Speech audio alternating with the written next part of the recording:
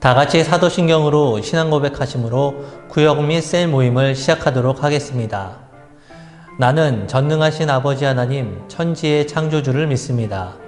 나는 그의 유일하신 아들 우리 주 예수 그리스도를 믿습니다. 그는 성령으로 잉태되어 동정녀 마리아에게서 나시고 본디오 빌라도에게 고난을 받아 십자가에 못 박혀 죽으시고 장사된 지 사흘 만에 죽은 자 가운데에서 다시 살아나셨으며 하늘에 오르시어 전능하신 아버지 하나님 우편에 앉아 계시다가 거기로부터 살아있는 자와 죽은 자를 심판하러 오십니다. 나는 성령을 믿으며 거룩한 공교회와 성도의 교제와 죄를 용서받는 것과 몸의 부활과 영생을 믿습니다. 아멘. 다 함께 찬송가 331장을 찬양하시겠습니다.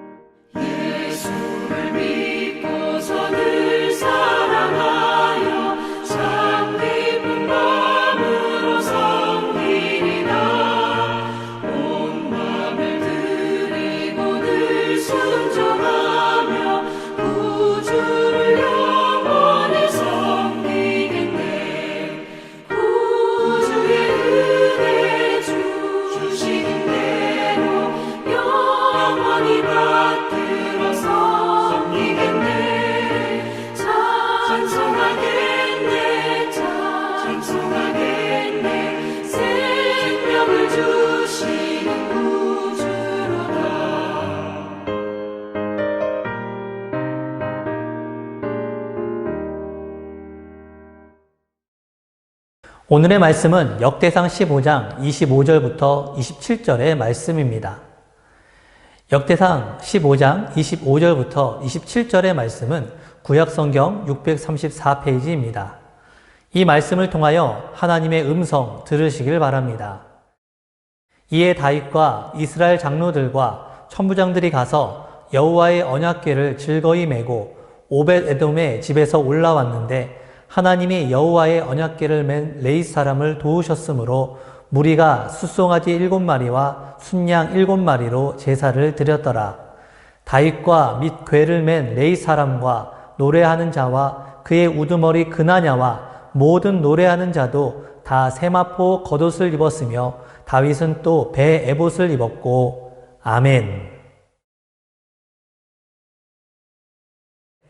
안녕하세요. 이교구를 담당하고 있는 심상희 목사입니다. 지난주 우리는 다윗이 세웠던 찬양하는 사람들에 대한 말씀을 듣게 되었습니다. 각각의 달란트에 따라 찬양하는 자들에게 가장 중요한 것은 마음의 중심을 드리는 것이었습니다. 우리의 중심을 들인 찬양은 하나님의 능력이 나타나는 모습도 함께 보았습니다. 그런데 오늘 본문이 포함된 역대상 15장의 말씀을 보면 다윗이 세운 모든 찬양대가 함께 모여 있는 것을 알 수가 있습니다. 그토록 기다리던 언약궤가 예루살렘으로 다시 돌아오는 날이기 때문입니다. 다윗은 찬양대에게 비파와 수금과 재금을 연주하고 즐거운 소리를 크게 내라고 명령하고 있습니다. 다윗의 명령에 따라서 언약궤에 들어올 때에 찬양단이 힘차게 찬양했습니다. 하나님의 찬양이 온 예루살렘에 가득 울려 퍼지고 있었습니다. 그 찬양 소리와 함께 다윗 왕을 필두로 하여 이스라엘 장로들과 천부장들이 함께 동행하고 있었습니다. 오벳에돔의 집으로부터 예루살렘 성까지 여호와 하나님의 언약궤를 메고 오는 것을 바라보는 리더들의 모습도 백성들의 모습도 한없이 즐거워하는 모습이었습니다.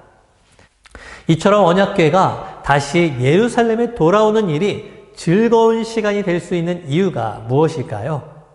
첫 번째는 하나님을 온전히 의지하여 이 모든 행사를 진행하였기 때문입니다.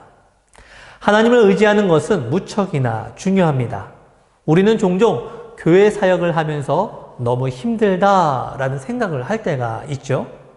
분명 우리의 마음은 하나님의 사역을 기쁘게 감당하고 싶은데 사역의 현실은 너무나 힘겹게 다가올 때가 있습니다. 마음의 기대와 현실의 괴리가 너무나 크게 다가오다 보니 정말 힘들다라고 이야기하시는 분도 계셨습니다. 왜 이런 일들이 생겨나는 것일까요? 내가 주체가 되어 하는 사역이기 때문입니다. 우리의 일상생활을 스스로 책임지는 것도 쉽지 않은 일이잖아요. 그런데 연약한 우리가 하나님의 사역을 우리 스스로의 힘만으로 감당하려고 하니 쉽게 할 수 있을 리가 없습니다.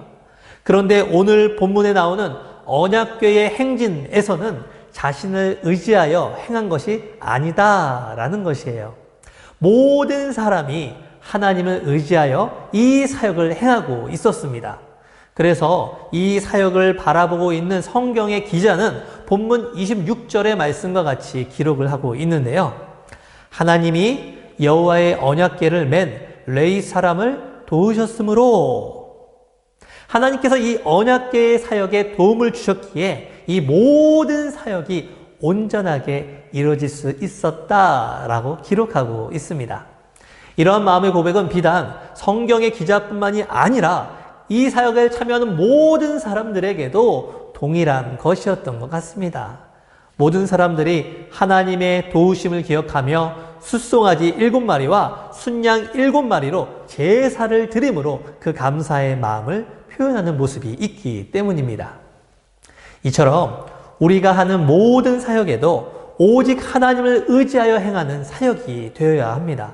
그리하면 하나님께서 우리가 행하는 사역의 주인이 되어 주셔서 온전한 사역이 될 수 있도록 도와주시고 그 하나님의 도우심을 바라보며 하나님께 감사의 고백이 이루어지는 사역이 될 줄로 믿습니다. 두 번째로는 하나님을 예배하는 마음으로 이 일을 행하였기 때문입니다. 본문 27절의 말씀을 보면 다윗을 비롯하여 이 사역에 함께하는 모든 사람들이 입었던 옷에 대해서 나오는데요. 그들이 입었던 옷은 세마포 옷이었습니다. 그리고 다윗은 그 세마포 옷 위에 배 에봇을 더 입었다고 말씀하고 있습니다. 세마포 옷이나 배 에봇은 하나님의 장막에서 일하는 제사장이나 레위인들이 입는 옷이었습니다. 즉 이들에게 언약궤를 옮기는 것은 그냥 하는 일로 생각하며 하는 것이 아니었다라는 것이죠. 마치 제사장이 하나님께 제사를 드릴 때 지금으로 말하면 예배를 드리는 것과 동일한 것으로 여겼던 것이에요. 하나님께 예배를 드릴 때 내 모든 것을 다하여 온전히 드려야 하는 것처럼 이 언약궤의 행진을 예배와 같이 여기고 최선을 다하여 이 일에 임했다라는 것입니다. 우리는 단순히 주일에 교회에 와서 예식으로 드리는 것만 예배라고 생각하는 경향이 있는데요. 그러나 진정한 예배는 하나님께서 내게 허락하신 모든 일을 우리가 삶으로 행하는 것까지 포함됩니다. 그런 점에서 다윗을 비롯한 언약궤의 행진에 참여한 모든 사람들은 자신에게 주어진 일을 통해 삶의 예배자의 모습을 보여주었다 할 수가 있겠습니다. 신실한 크리스천으로 유명한 축구선수 이영표 씨가 한 강연에서 이런 말을 했습니다. 우리가 어떤 꿈을 포기하는 것은 그 꿈이 너무 광대하기 때문이 아니라 오늘 내가 할 수 있는 일을 하지 않기 때문입니다. 많은 사람이 큰 일을 이루기 위한 시작이 되는 그 작은 일을 하지 않아요. 왜냐하면 작은 일은 언제라도 할 수 있는 일이니까.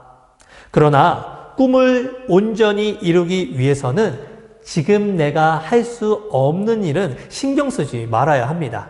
꿈을 진정으로 이루기 위해서는 지금 할 수 있는 일을 지금 당장 하면 됩니다. 자, 이영표 선수가 이런 말을 했는데요. 우리가 그 일을 충실하면 나중에 시간이 지날 때에도 할 수 없었던 일도 할 수 있게 되는 역사가 있는 법이에요. 그 하나님의 역사를 정말 믿었으면 좋겠습니다. 이처럼 우리의 삶에서 하나님께서 맡기신 작은 일을 성실히 감당하는 것이 바로 하나님께서 원하시는 예배자의 모습입니다. 하나님을 위해서 큰 일을 하겠다는 다짐과 그 의지도 중요하겠지만 지금 내가 바로 실천할 수 있는 작은 섬김을 통해 하나님은 더욱더 큰 일을 이루어가는 분이십니다. 그러므로 지금 내가 있는 곳에서 나에게 주어진 작은 사명들에 최선을 다할 때 우리의 삶이 찬양이 되며 하나님께서 기뻐 받으시는 그 예배자의 삶이 될 줄로 믿습니다. 기도하겠습니다. 하나님 아버지, 오늘 우리는 말씀을 통해 다윗과 이스라엘 온 백성들이 언약궤를 다시 예루살렘에 메고 오는 하나님의 사역을 보았습니다. 오직 하나님을 의지하며 행하는 사역에 하나님의 온전한 도우심이 있었습니다. 그리하여 모두가 기뻐하며 감사하는 시간이 될 수 있었습니다. 무엇보다 자신에게 맡겨진 작은 일에 하나님께 예배드리는 일과 같이 최선을 다하는 모습도 있었습니다. 그렇게 모두가 삶으로 드려지는 예배자의 모습으로 고백함이 있었습니다. 우리도 그렇게 삶으로 드려지는 예배자가 되기를 소망합니다. 그래서 우리의 작은 사명에 최선을 다할 때마다 하나님께서 우리를 통하여 일하시는 그 역사하심을 바라보며 기뻐하는 삶을 살게 하여 주옵소서. 모든 것을 주님께 맡겨드리며 살아계신 예수님의 이름으로 기도합니다. 아멘. 다 같이 주기도문 하심으로 구역 및 셀 모임을 마치도록 하겠습니다. 하늘에 계신 우리 아버지, 아버지의 이름을 거룩하게 하시며 아버지의 나라가 오게 하시며 아버지의 뜻이 하늘에서와 같이 땅에서도 이루어지게 하소서. 오늘 우리에게 일용할 양식을 주시고 우리가 우리에게 잘못한 사람을 용서하여 준 것 같이 우리 죄를 용서하여 주시고 우리를 시험에 빠지지 않게 하시고 악에서 구하소서. 나라와 권능과 영광이 영원히 아버지의 것입니다. 아멘.